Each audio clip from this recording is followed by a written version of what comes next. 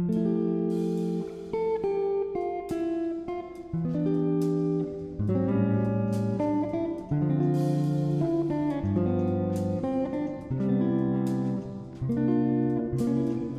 everyone, welcome to my channel. It's me Shreya.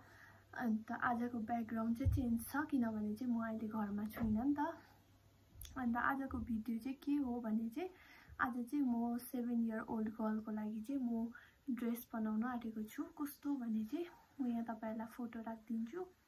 अन्त यो चाहिँ अर्डरको हो। यो चाहिँ मलाई मेरो साथीले उसको निसको लागि अर्डर गरेको, बर्थडेको निसको बर्थडेको लागि।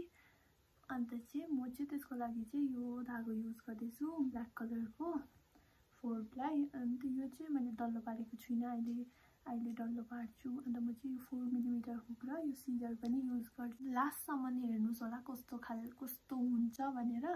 अन्त इफ तपाईहरुलाई तपाईको नानीको लागि कसैको लागि चाहियो भने यु क्यान कन्ट्याक्ट मी। अन्त त्यही हो।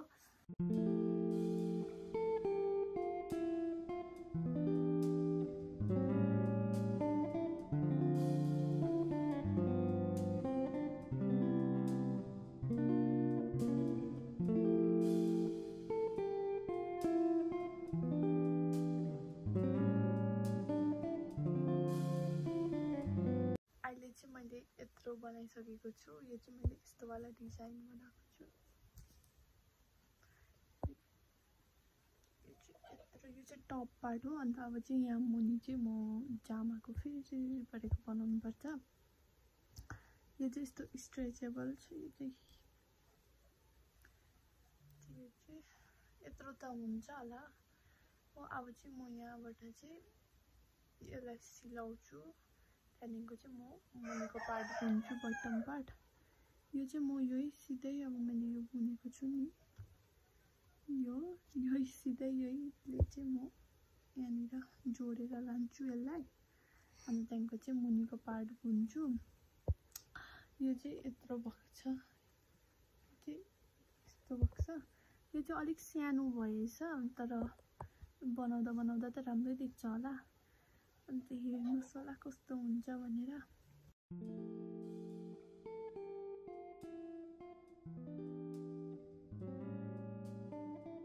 अहिले चाहिँ मैले यो बनाइसकेँ, यो ड्रेस चाहिँ बनाइसकेँ। यत्रो भएको छ, यत्रो चाहिँ हुन्छ होला सायद, हुनुपर्ने। अब चाहिँ म यहाँनिर मुनि रफल एड गर्नुपर्छ। अन्त यहाँनिर फ्लावर, यहाँनिर चाहिँ त्यो बोको बदली चाहिँ यहाँनिर फ्लावर एड गरिदिनु अरे। अन्त यहाँनिर चाहिँ मैले यहाँ माथिको बान्ने बनाउनु पर्छ। अन्त यहाँ चाहिँ मेरोमा छ यो धागो। अन्त यो धागो चाहिँ मैले डल्लो पनि पारेको छुइनँ हो। मैले चाहिँ यो छिटो बनाइसक्छु, तर अहिले चाहिँ म अलिक बिमार छु नि त। मलाई ज्वरो, हिजो चाहिँ ज्वरो आएको र साह्रो भएको थिएँ। अन्त अहिले पनि मलाई त्यस्तै भइरहेको छ र पनि, तर आज चाहिँ म यो बनाइसक्छु भनेर सोचेको छु। अहिले चाहिँ 9:11 हुँदैछ। 10 बजीभित्रमा चाहिँ म बनाइसकौँ भनेर सोचेको थिएँ, तर सक्दिनँ होला। भोलि चाहिँ सक्छु होला। अन्त मेरो चस्मा पनि अहिले के भइरहेको छ, यो यस्तो भइरहेको छ मेरो चस्मा। यस्तो भइरहेको छ यो। लाउँदा त ठिकै छ, तर यो कस्तो लालक लुलुक खालके भइरहेको छ, जुम भइरहेको छ। अन्त यो चस्मा त अब म युज गर्दिनँ, यो राख्छु। म यो चस्मा युज गर्छु। यो पनि राम्रै छ।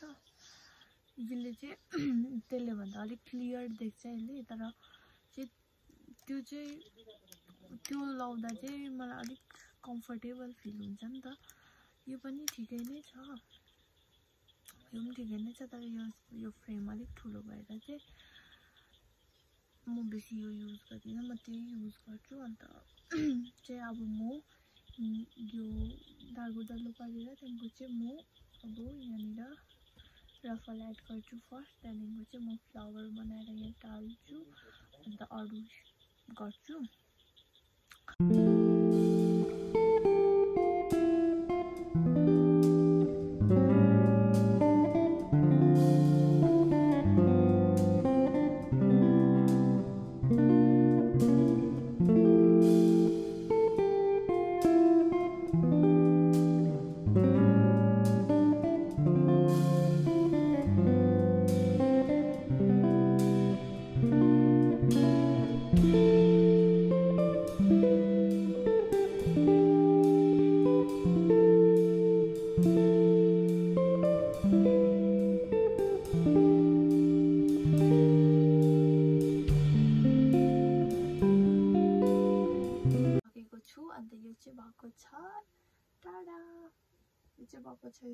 अन्त यहाँ चाहिँ मैले फ्लावर एड गरिदिएको छु यहाँ बोको बदली चाहिँ फ्लावर एड गरिदिनु भनेको थियो अन्त मैले फ्लावर एड गरिदिएको छु अन्त यो चाहिँ हो स्लिप बान्नेवाला अन्त यहाँ मुनि मैले बनाएको छु रफल व्हाइट कलरमा एड गरेको छु अन्त मैले तपाईहरुलाई एउटा कुरा भन्नु बिर्सेछु कि मैले यो चाहिँ ब्यागको चाहिँ मैले यस्तो त्यो जोइन नगरेर चाहिँ मैले बान्नेवाला बनाइदिएको थिएँ किनभने मलाई लाग्यो कि फेरि बा भएन भने मलाई फेरि यस्तो थियो नि त मलाई साइज पनि भनेको थिएन कस्तो थियो भनेर अलिकति उयो छ टल छ अलिक स्लिम छ चाहिँ भनेको थियो अन्त मलाई त्यो चाहिँ भनेको थिएन कि कति साइजको भनेर अन्त मैले त्यो नानीको फोटो पनि मैले देखेको छुइनँ अहिले पनि त्यो सानोको फोटो चाहिँ देखेँ त्यहाँको अहिले फिलहालको फोटो चाहिँ मैले देखेको छुइनँ अन्त मलाई थाहै भएन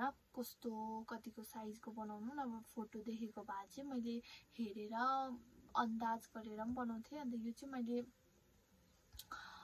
मेरो साथीलाई बुन्दै साथीलाई फोटो पठाउँदै कि यत्रो हुन्छ होला भन्दै अन्त त्यसले पनि हुन्छ होला भन्दै त्यस्तै दुईजनाको त्यो उयसमा चाहिँ बनाएको यो अन्त यो चाहिँ यस्तो भएको छ अन्त यहाँ पछि चाहिँ मैले बान्ने चाहिँ ब्ल्याक र व्हाइटको यस्तो बनाएर चेन बनाएर बनाएको छु यो चाहिँ मैले सानै राख्दिएको किनभने नानीहरुले यस्तो सम्हाल्नु सक्दैन होला भनेर चाहिँ अन्त यो चाहिँ यस्तो छ फेरि यो नानीलाई हुन्छ कि हुँदैन भनेर चाहिँ मैले बान्नै राख्दिएको फेरि भएन भने कहाँ अब बर्थडे आउन आँट्यो अन्त भएन भने फेरि कहाँ फेरि मलाई पठाउँदै फेरि मैले फुकाल्दै बनाउँदै गरे भने फेरि टाइम पनि बेसी लाग्छ अन्त त्यो उयो पनि हुँदैन भनेर चाहिँ मैले बान्नेवाला बनाइदिन्छु ल भनेको थिएँ अन्त त्यसले पनि ल बनाइदिन तेरो हिसाबले भने हैन अन्त चाहिँ मैले बनाइदिएको त्यस्तो भएको छ मजाको भएको छ मैले त्यसलाई चाहिँ देखाएको छुइनँ अनि त्यसले मलाई अघि भिडियो कल गरेको थियो कि देखा न भनेर अन्त त्यति बेला मेरो नेट पनि सकिएको थियो अन्त मैले त्यसलाई देखाउनु पाइनँ म अहिले भरे देखाउँछु त्यसलाई पनि मन पर्छ होला आई होप सो नानीलाई पनि यो फिट आउँछ होला भनेर फिट आओस् है